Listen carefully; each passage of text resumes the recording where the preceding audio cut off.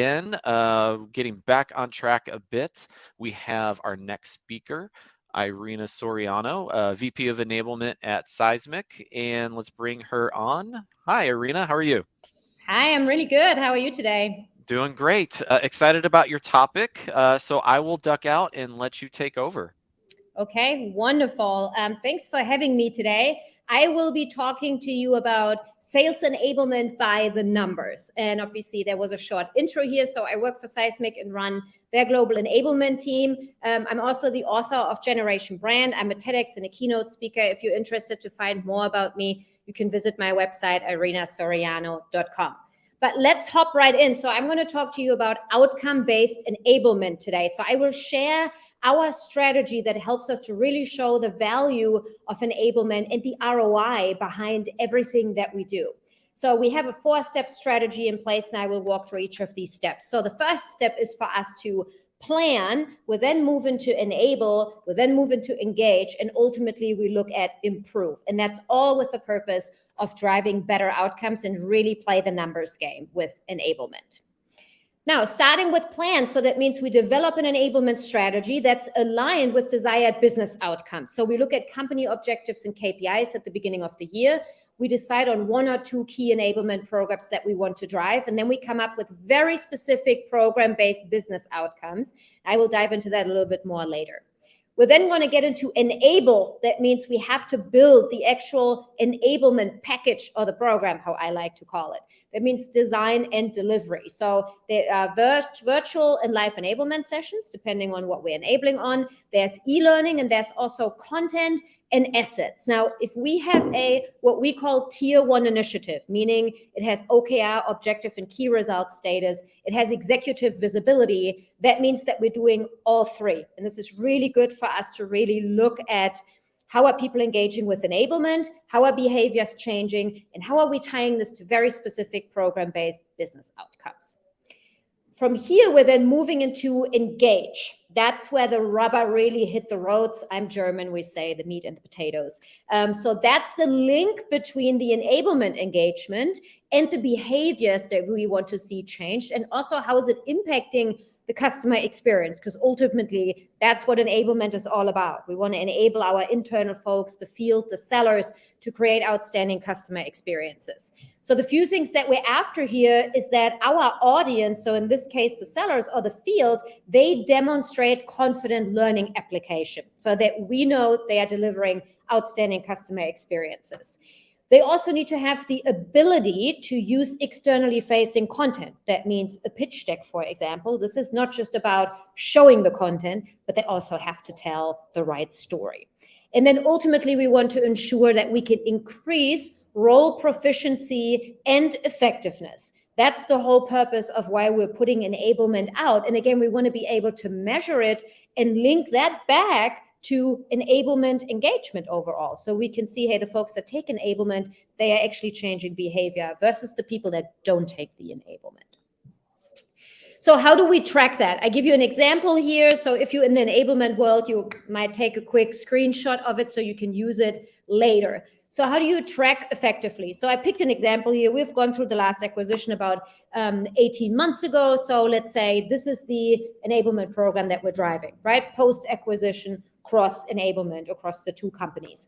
So the first thing that we do is we say, okay, what quarter are we initiating the enablement? So in this case, example, let's say Q1. And then we're also saying, when are we ready to actually see the output on the outcomes, like the impact? So in this case, we said, okay, we want to see cross-sell deals go up, right? We're moving from single SKU to multi-SKU. So we might start tracking in Q4, right? So we need 6 months in between in order to see this come to fruition. Then we say, okay, what's the content in the playbooks that we're putting out for this particular program? So we might have playbook 1, 2, 3, asset 1, 2, 3. If you're using a content management system, ultimately that's where this wants to live, so you can track it accordingly. Then we're also driving an e-learning component. That could be any post work, certifications, right? So e-learning path or lessons. So let's say you have one path that holds several lessons, and then you might have a couple of certifications as part of your program. So you want to track those here. And then if you have access to call AI software, you're using tools, then you also want to make sure you set up some trackers, right? So there could be certain words or phrases that you want to hear people use as they are also using some of the content that you enabled them on, right? So you track that here and then ultimately be able to pull engagement around those as well. And then lastly, if you do any live sessions, they could be in person or they could be virtual. You want to track that here also and say, what's the session name? What's the date? If you work globally like we do, whenever we run a session, there's usually 3, 4, or 5 of them, depending for which audience it is. And then we have different time zones as well. You want to have the attendee list here. So if you just use good old Zoom, that's fine. Then you're going to go person attended or didn't attend. If you have different tools you're using to especially do virtual enablement sessions, then you might be able to track engagement as well. Are people paying attention? How much are they speaking? Are they raising their hand? Are they looking at the screen? And all of these fun things. So you can go a little bit further here if you would like to.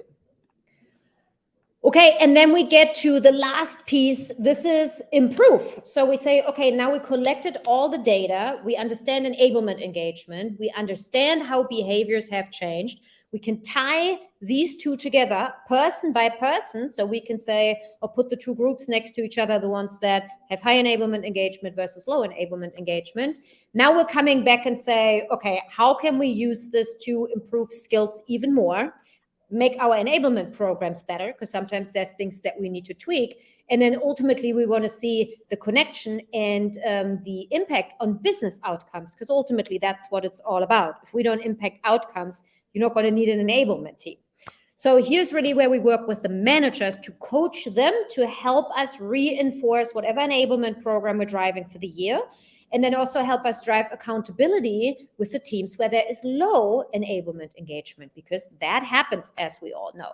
We're also looking at identifying gaps to then improve our programs. So we have what we call field activation team that comes back with all the data to my enablement team and then says, hey guys, this is the stuff that you need to change or need to make better based on the analytics that we received and also some of the qualitative feedback that we've gotten. And then ultimately, we want to measure the impact on business metrics. This is then something that we take back to our executives. So when I step in front of that team with my leadership team twice a year, we want to make sure we can really show our worth, especially when we have to ask for more investment in our practice. So I know everybody's always like, what are you tracking? So here's some examples. So in the planning phase, those are some of the metrics we look at. That's usually what the company is looking at overall, like ARR, pipeline, upsell, uplift, churn, and obviously the list goes on. Those are not things directly often that we feel we can impact with our programs. Pipeline, maybe. The other ones usually no. So we want to be super specific on the outcomes that we're setting. But we want to keep in mind those ones as we plan. On the enablement side, we look at live session attendance, participation, lesson completion, certification scores, and also how they're engaging with our content. Obviously, we use technology to do that. On the engage front, we're looking at external content shares, open rates, so people engaging externally with the content, talking buyers and customers, social media posts and activities on those posts, if you have software to do that. The tracker usage, like are they saying the things we enabled them on? And then also, are they using the externally facing content? And then on the improve side, those are the business metrics that we're very specifically tying to our program. For example, it could be something like price per seat if we do negotiation, or average net retention for specific or revenue for specific opportunities. So if we're rolling out, say, a new field methodology, we have people bring in specific deals that we're looking at. Competitive wins, cross-sell opportunities, right? Especially post-acquisition, for example. So these are some of the things that we're tracking, and the magic really happens here when you tie all of these pieces together. So here's what I want to leave you with. I know I went through a lot today. So please feel free to contact me on LinkedIn if you have further questions. I'm very happy to answer them. Smarter enablement, better outcomes. Our enablement has to be outcome focused. This is called an outcome-led enablement approach. And this is done for us to drive better outcomes overall. Thank you very much. And I think we might have a couple of questions here right now, Joe. Yeah, thank you so much, Irina. This is awesome. So look, the biggest thing that I take away, look, I do enablement for our own company at times, right? But you're in this position where obviously you get to dedicate these plans and programs to it.